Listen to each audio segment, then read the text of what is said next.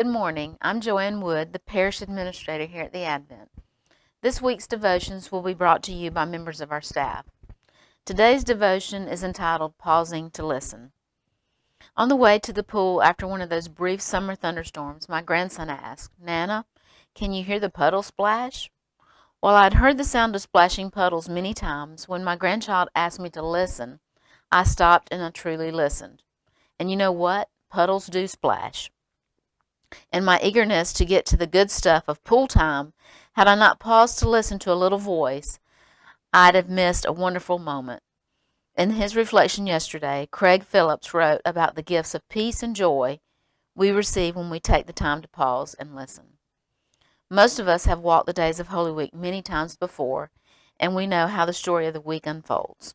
Yet, in our culture's eagerness to get to the good stuff of Easter, I wonder if we might be missing what is being declared to us in the moment of each day of Holy Week.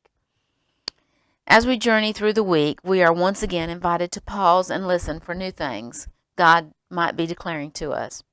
Just as Craig's backyard invited him to hear what was going on around him, and my grandson invited me to hear a new thing in splashing puddles, perhaps paying closer attention and listening to what we are experiencing in the present moment will allow us to notice what God is doing in our lives this day, this week, and this Easter. Hearing God's voice requires a listening heart.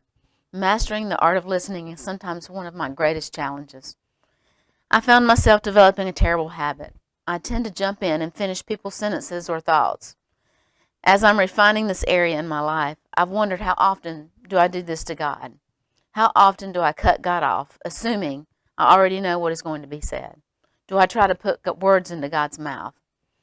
The art of listening for God invites me into a realm I find uncomfortable, silence. I must quiet my heart and embrace the stillness that allows me to truly know that He is God. Silence asks me to close my mouth in order to open my heart. The first few moments of silence are the hardest.